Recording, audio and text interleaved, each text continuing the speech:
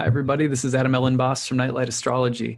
It's Sunday, July 14th today, and I'm sitting down to make another short video about the approaching opposition between Venus and Saturn.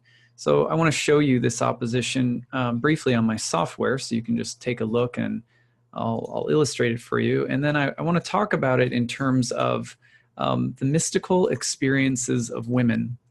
Not that I'm an expert at all, but I want to dare to talk about the subject, and hopefully some of you out there who have experiences and thoughts to add to this will do so.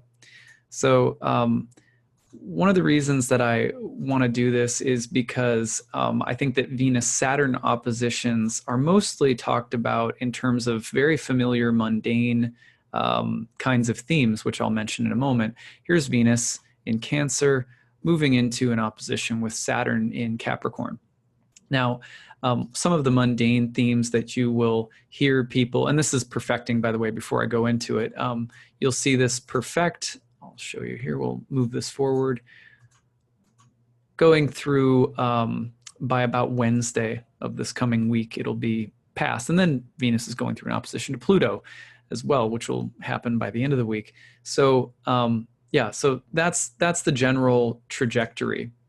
So that being said, the kinds of mundane things that you'll hear about Venus opposite Saturn will be things like growing in love, deepening, becoming more serious, more committed, the structure or the crystallization of your love or your friendship or a bond deepening, and that's the positive.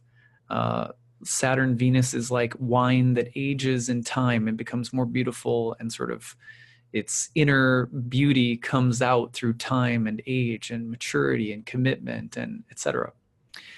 That would be the positive manifestation of Venus opposite Saturn, one of many. But one of the more difficult ones would be, separation or isolation or betrayal or heartache or just hard karma, Saturn, when it comes to love, friendship, beauty, etc.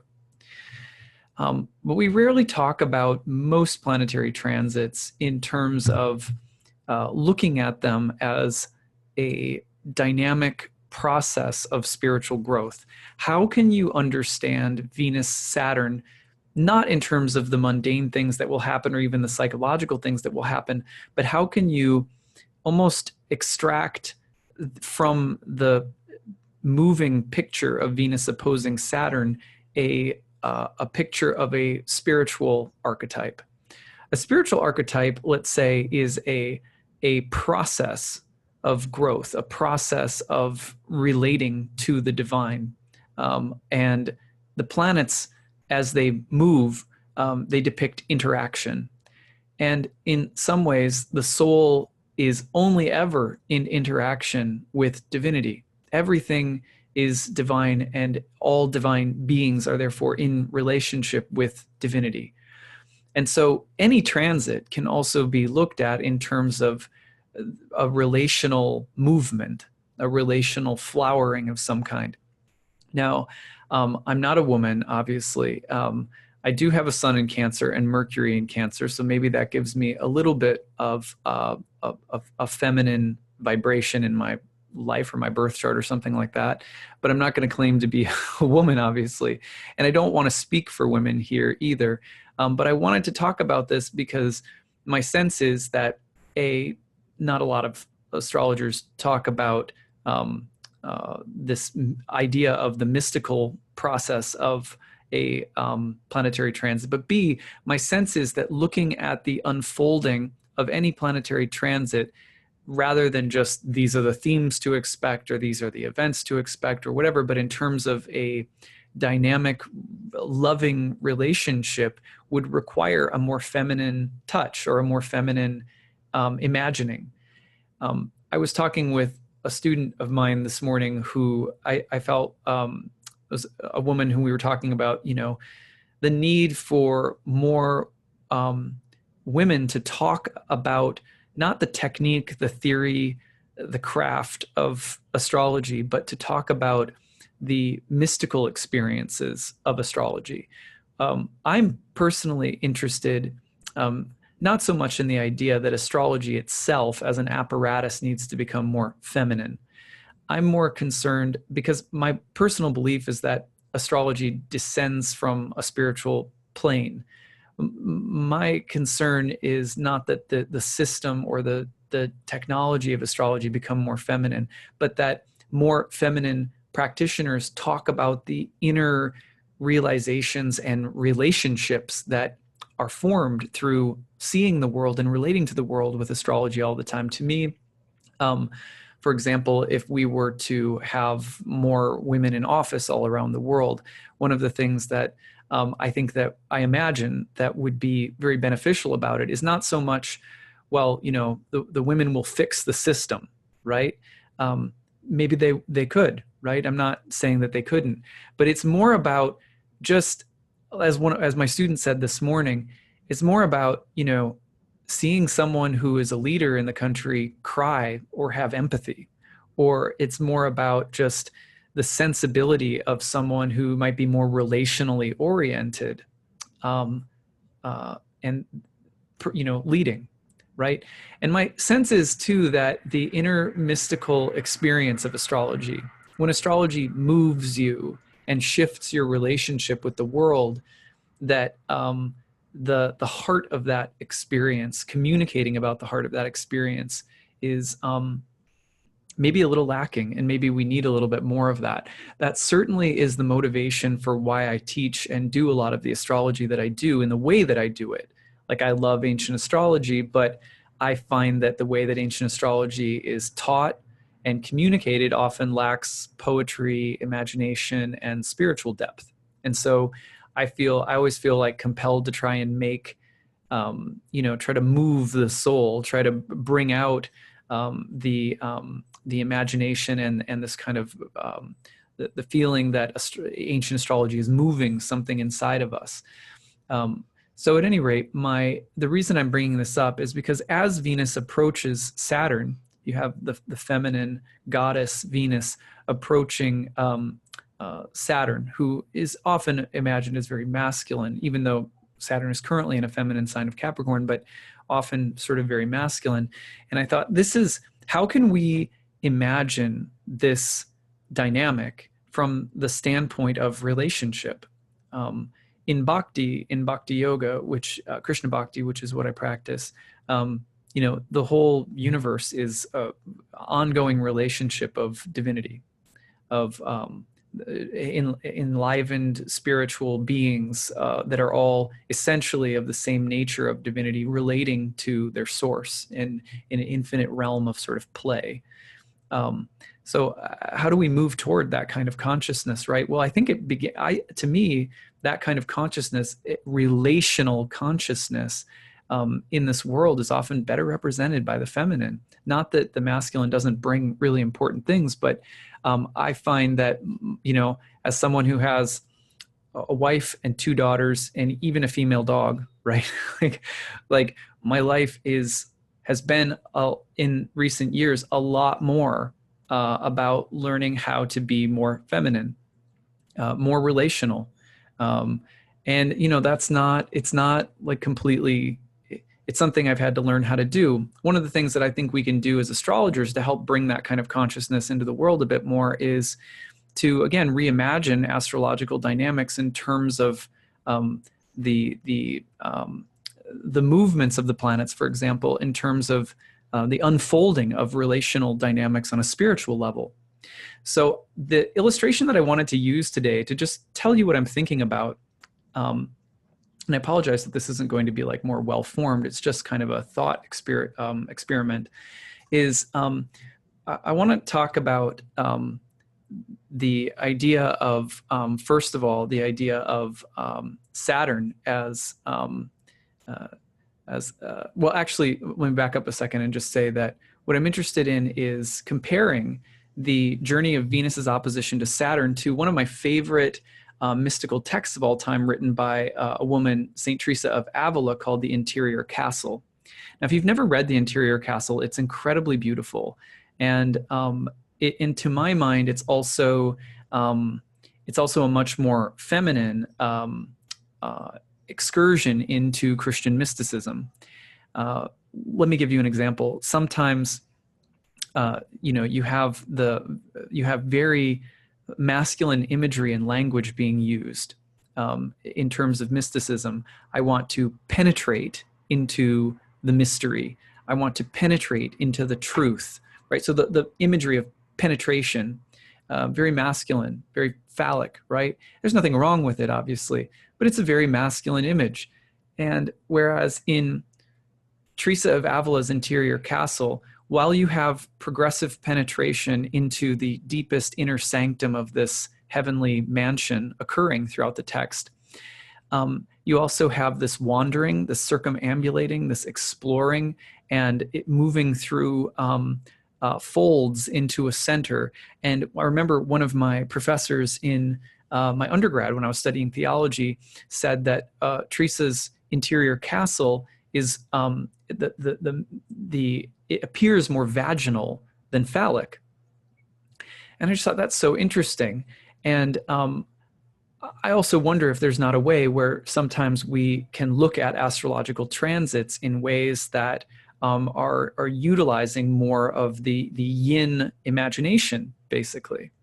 Even when we're studying ancient astrology, which sometimes can appear as very technical and sometimes feels very structured and Saturnine. A lot of the times we struggle in astrology because we want something that's objective, and we want something that's solid and structured. When you're reading fate, fortune, and karma, one of the reasons I'm really interested in ancient astrology is because I don't want everything to be so subjective that I'm just blowing smoke up people's butt. When I'm doing readings for them, I want to be able to say accurate things about their karma. I want to be able to read the chart in terms of consistent craft language. I want to be a professional. But at the same time, one of the things I love about modern astrology and modern psychological astrology is that it has such a more subjective, feminine, exploratory feeling to it. So how do you bring the two together? So I had this idea. I thought, well, Teresa of Avila's interior castle is such a beautiful example of how to marry the two together. Not only that, but I thought, wow, it's also such a beautiful example of Venus opposite Saturn. So let me try to explain this. First of all, let me start with this, though. This is where I was going to start a little bit ago.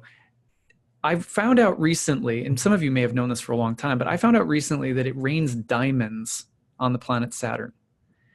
I was so moved by that as someone who has Saturn opposing my sun and is passing a kidney stone and has been progressively thinking of it more like a diamond, because I'm so thankful for it when I'm not in the grips of intense pain.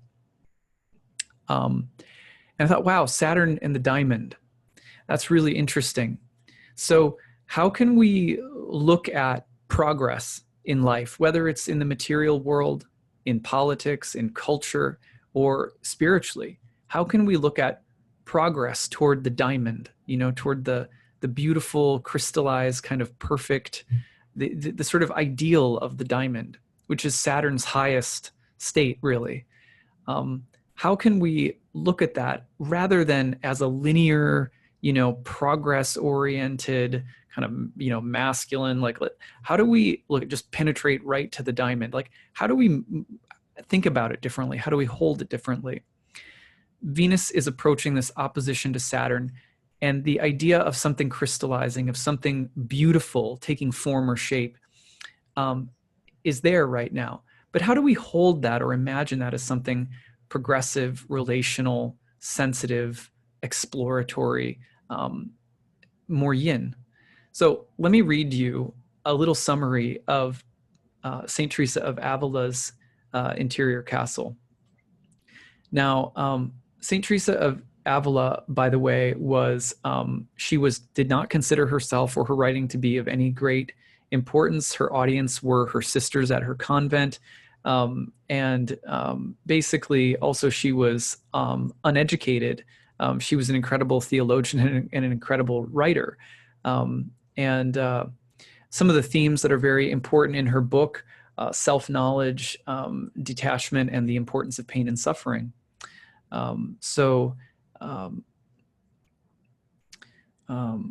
She was, of course, reviewed by men in her time, in very critical ways. Here's what one said, a Dominican theologian: "I would take up numerous phrases in the book saying that they did not sound well to me. And Fray Diego would reply, while she, St. Teresa, would tell us to expunge them. And we did expunge a few, not because there was any erroneous teaching in them, but because many would find them too advanced and too difficult to understand. For such is the zeal of my affection for her that I tried to make certain that there should be nothing in her writings which could cause anyone to stumble." You see the way that someone's saying she's too advanced and it could make somebody stumble. So that way of trying to control and contain and rigidify Venus that Saturn has in her story right after she writes an incredibly advanced, incredibly eloquent theological, poetic treatise that talks about the perfection of mysticism. But she does it in a way that's more exploratory, more poetic, and more feminine than her male counterparts were comfortable with.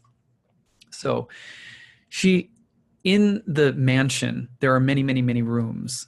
And she talks about the soul's progression through the rooms in an exploratory manner, in a relational and very feminine manner. She talks about the souls that make it to the first mansion. They're in a state of grace, that they've somehow found their way into this heavenly space, but they're mostly still intoxicated by all of the venomous influences and creatures from outside of the mansion. And she said that they have to stay here for a while in this first mansion, which she calls the mansion of humility, for a long time. You see, she's not saying, she's not condemning people for being in a spiritual state that's blended with lots of worldly vices. Instead, she's saying, on the road to this crystallized, perfect mysticism, the diamond of Saturn, one goes into a state where they're progressively humbled by being a person who is of two natures, both spiritual and material at once. And the suffering of being of two natures at once endures for a long time, and one is gradually, slowly changed. You see how patient that is. And that's a Venus-Saturn dynamic. That's a way of looking at pain and suffering and what might be happening in our lives from a very relational standpoint. The second mansion, where the soul would seek every opportunity for growth by listening to sermons, partaking in enriching conversations, and so on. These were the mansions of the practice of prayer, and in these rooms the soul would not be free from the attack of venomous creatures, but its powers of resistance grew stronger. So now progressively, now we're moving into a space where, yeah, we're still kind of struggling with the material world and the sort of all of the distractions and illusions of the material world as we're spiritualizing our consciousness.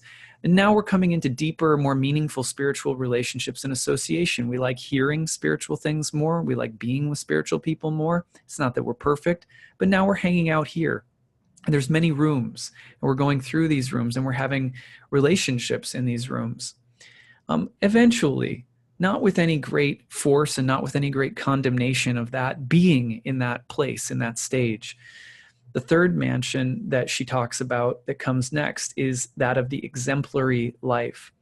Those in these mansions realize the dangers of trusting in one's own spiritual strength. These souls had attained a high standard of discipline and were charitable towards others, but limitations in this stage were that one lacked vision and the ability to fully experience the force of love, and yet had not come to the point of total submission. Its process was slow. It had to endure a spirit of aridity and was given only occasional glimpses of the mansions beyond. Now we're talking about people who've basically become good people, who've become spiritually disciplined people, who've become strong spiritually, but they don't quite have spontaneous, natural, open hearts of love. They even might rely on their own spiritual strength too much, or they might have spiritual arrogance. But again, she says basically that this is a stage, and it's a stage that is defined by how we relate to the world and how others relate to us. And there's patience for it because it's a stage of heaven, right? This is such a much more feminine, in my view, it's a much more feminine view of how spiritual progress happens. It's also it's very Venus-Saturn. It's very much the Venus opposition to Saturn. The fourth mansion, in the fourth mansion, the supernatural and the natural meet. No longer does the soul depend upon its own efforts. The soul is now dependent upon God. This is the mansion of the prayer of the quiet. Love came not from an aqueduct, but flowed from the true source of living water. It had broken all bonds which had previously hindered it and would not shrink from trials. It had no attachments to things of the world and could pass between the ordinary life to one of deep prayer and back again. Now you're talking about someone who has found a passport between the material and the spiritual. They're able to flow back and forth very naturally and very easily, seeing themselves as fully dependent upon the grace and flow of divinity. And they are no longer relying on their own strength or discipline. It's natural, and there's a fluidity, and they're not bothered by the material world. But look, they're still going back and forth between, right? So you think about our Thich Nhat Hanhs, or our Thomas Mertens, or our Mother Teresa's, right? You're thinking of people who are still in relation with the world, but have come to be fully dependent upon their source and can go back and forth fluidly. They're not getting it from an aqueduct, which is to say a structure that delivers spiritual, the spiritual juice, so to speak. In the fifth mansion, it's a prayer of union. It's marks a new magnitude of contemplation. The soul is preparing for the gift of God's actual presence. Psychological conditions were also associated with the state in which the faculties of the soul are asleep. In short, it is short in duration, but while it lasts, the soul is completely possessed by God. Now we're moving to a slightly more disembodied state, where one is starting to enter what yogis would probably call samadhi. But in this state too, it's a magnitude of waiting. It's separation. It's union and separation. It's like waiting at the airport calmly for someone to come out the walkway, and you're waiting for them, and the anticipation is growing, but in this sense, it's also deep peace and almost like a sleeping, a heavenly sleeping. Very beautiful. And look at the way she's describing the approach to God. It's very tantric. It's much more feminine. And then in the sixth mansion, bride and groom were able to see each other for a long period of time. As the soul would receive increasing favors, however, it would also receive more afflictions, such as bodily sickness, misrepresentation, backbiting and persecution, undeserved praise, and depression, which is comparable only with the tortures of hell. Here, the juxtaposition increases, the contrast increases. As the soul is closest to divinity, can see divinity, the bride and bridegroom, lover and beloved, are there together. The physical body, meanwhile, is going through all sorts of torment and hellish conditions, right? And so again, there is not a sense of bypassing anything. There's a sense of relationship, of endurance, and of intimacy that is there both with pain and suffering in the body and the world, as there's also the closest proximity to divinity in a more interior space. That's a feminine view. That's a Venus approaching the opposition to Saturn. That's the way of relationship that leads to the diamond, rather than leveling up in a more sort of linear approach. Which it often is exemplified in our desire to get a commitment out of someone. Well, will you commit to me or will you not commit to me? Are we going to get married or not? It's like the same, that impatience, right? Venus Saturn represents kind of eternal patience. The sixth mansion, bride and groom. Oh wait, we did that one. The soul finally reaches spiritual marriage in the seventh mansion. Transformation is made complete and no higher state can be reached. It's in this mansion that the source dwells. It may be called another heaven. The two lighted candles join and become one, and the falling rain becomes merged in the river. So I love that. At the end, there is a kind of union, but even then it's still depicted as a constant process of something many merging into one, of the many and the one together, of the two joining together.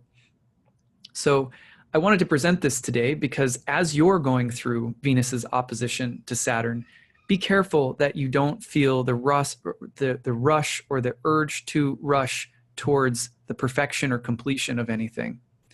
That you don't feel the urge to perfect or control or contain something that is meant to be circular, that's meant to be patient, that's meant to relate, that's meant to be intimate. When we can endure the impatience of our love becomes stronger. When we can endure the impatience of our love, our intimacy becomes richer and comes to reflect more of the diamond of divinity. I believe that this kind of feminine reflection on the astrological dynamics is exemplified by Teresa of Avila. And my hope is that as someone who, again, I feel like one thing that may be lacking in ancient astrology is there are maybe not enough female or women or other non-male perspectives describing the spiritual dynamics of these processes. That the imagination that we bring to describing the process is so important. And so I believe that one of my goals of this channel, just in general, and I wanted to say this as a shout out to all of those questions that I've received in my YouTube inbox about the presence of feminism in ancient astrology. I believe it's our work to reimagine and bring forth a deeper, more feminine dimension of the mystical experiences of these transits. So I wanted to bring in Teresa of Avila today and try to do my part, although I'm limited, obviously, by my own sex and my own position in the world. But I'll do my best for all of you out there who are interested in such things. And would love to hear your experiences too of how you would describe the transits through the lens of who you are in the world and what makes you special. So thank you for listening today, and I hope you have a great Sunday. Take care. Bye.